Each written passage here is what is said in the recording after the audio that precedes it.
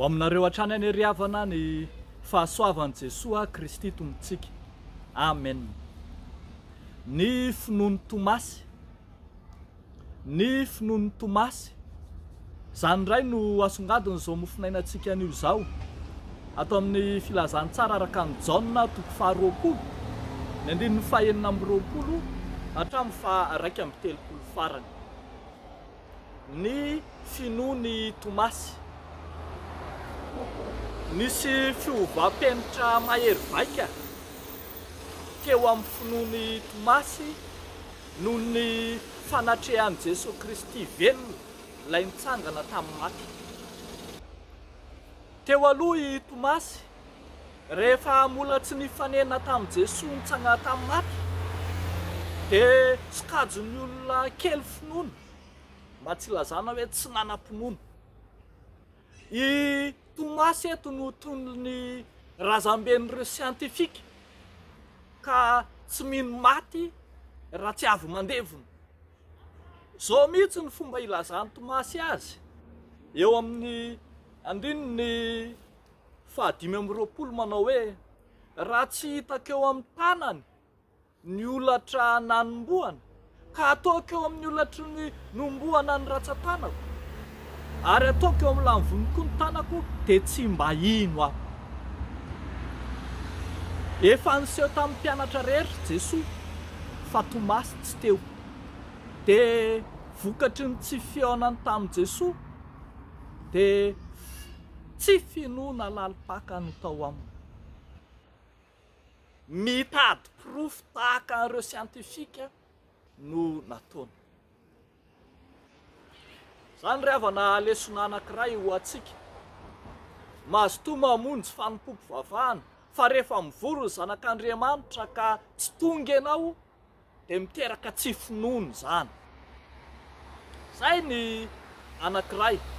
Fahatetsakilan'izay kosa, rehefa niherina ny andro voalohany amin'ny herinandro, ny vavaka toy ny fanaony, ny angona toy ny fanaony, ny mpianatra, dia teo ihany koa Tomasy niseho Jesosy niova tanteraka ilay finoana izay nananany Tomasy. Ilay finoana izay tsy nisy mihitsy teo aloha dia tonga hatramin'ny fanambaram-pinoana mezinezina ny teny manao hoe Tompoko sy Andriamanitra.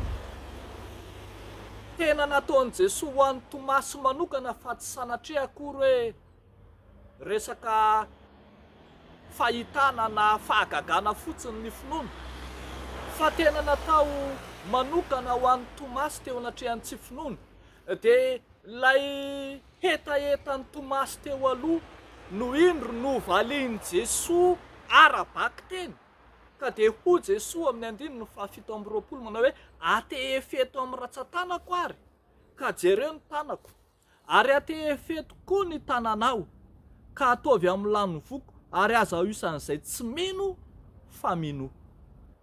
Vokatr'izay fiovam-penitra mahery vaika no tao amin'ny Tomasy. Tsy nino fotsiny izy fa tonga nanao hatramin'ny fanambaram-pinoana mihitsy. Fanekem-pinoana izay ataontsika fiangonana mandraka ankehitriny no hoe Tompoko sy Andriamanitra. Riavako malala amin'ny tompo, mazava zany ny tanjon'ny soratra masina, mazava ny tanjon'ny tenin'Andriamanitra, ny tanjon'ny filazantsara, fa tsy ny ampahitantsika fahagagana na ny ampahitantsika miracle na fahitana, fa ny ahatonga antsika hino ka hanaiky fa i Jesosy no Mesia. Ary na i Jaona mpanoratra aza dia miteny an'izany fa misy famantarana be dia be nataon'i Jesosy fa tsy nisoratana izany, fa izao no nisoratana hozy izy mba hinonareo, mba hinonareo. Zay rehetra tranga tsy mitondra ny amin'ny finoana zany dia elan'ny fiangonana, ny tanjon'ny filazantsara, dia ny ahatonga antsika hino fa Jesosy no Andriamanitra, Jesosy no Mesia. Fa voasoratra izao mba hinonareo fa Jesosy no Kristy zanak'Andriamanitra, ary mba hanananareo fiainana amin'ny anarany raha mino ianareo. Hoy izy eo amin'ny andininy faraka amin'ny 30 farany. rehefa-ko malala ao amin'ny tompo. Mazava zany no lesona azontsika raisina eto. Lesona voalohany dia hoe vonjeo ny fanompopo vavahana, vonjeo ny fiaraha-mivavaky ny mpino fa aza sarotsaromana hoe ka mivavaka foana izay n'aiza misy anao, fa amin'ny fotoana izay tsy maheo anao dia teraka ny tsy finoana. Amin'ny fotoana izay tsy maheo anao dia teraka ny tsy finoana. Raha izay. Fa ny lesona faharoa izay hitantsika eto dia hoe ny tanjon'ny fanompopo vavahana, ny tanjon'ny fanompoana an'Andriamanitra dia ny ahatonga antsika hanaiky amin'ny vavantsika fa Jesoa no Andriamanitra.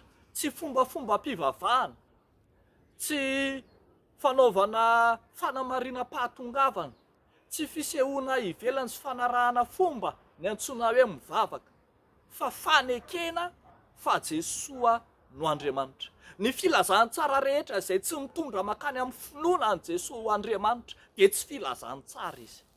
Ny filazantsara rehetra izay tsy mampanaky antsika an'Andriamanitra, an' Jesoa ho Andriamanitra, dia tsy filazantsara izy. Ekeo Jesoa ho fototro ny finoanao, fa izany no antsoina hoe filazantsara. Ary farany rehefa-ko malala, zava-dehibe eo amin'ny fiainan'ny mpino ny nandalovan'i Jesosy Kristy nitsangana tamin'ny maty, ilay Jesoa velona. Ilay fisehoan'i Jesoa velona, ilay Jesoa nitsangana tamin'ny maty teo amin'ny Tomasy no namelona indray ny finoana tao anatiny. Izany hoe mitoetra amin'ny fahafatesana ny finoan'ny mpino rehefa tsy eo Jesoa velona. Mitoetra amin'ny fahafatesana ny finoan'ny mpino rehefa tsy eo Jesoa velona. Ndao ary ravako, avozy ny finoanao, avozy ny fanarahanao an'Andriamanitra, avozy ny fanompoantsika tsiraray avy mba hanaraka an'Andriamanitra velona isika fa tsy manaraka Andriamanitra maty. Eo an'Andriamanitra ireriany ny voninahitra. Amen. Hivavaka isika ravako. Tompo Andriamanitra rainay tsy toa, misaotra anao zay satria Andriamanitra miasa mahery eo amin'ny fiainanay ianao. Andriamanitra naneho fahavelomana teo amin'izay nahafatesanay ianao. Nasehonao miariary mandrakariva fa sady velona ianao no afaka mamelona anay. Ary dia eto dia mitondram-bavaka manokana izay ireo mpanomponao samihafa izay mbola mitoetra ao anatin'ny tsy finoana, izay mbola miziriziry amin'ny fanarahan-dy andriaman-kafa, izay kely finoana miramemotra, ireo izay mitady famantarana sy fahagagana mirakla samihafa mandrakariva mba hinonanao. Atodio aminao Jesoa ilay nitsangana tamin'ny maty izy ireny, fa izany ny fototry ny filazantsara.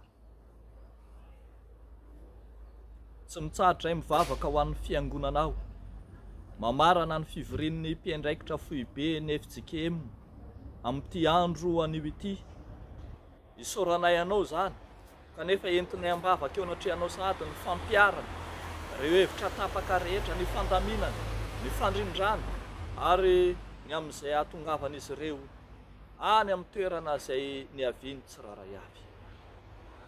Dia momba ny fiangonanao ary momba ny kristianina tsiraray amin'ny anaran'i Jesosy Tompo. Amen.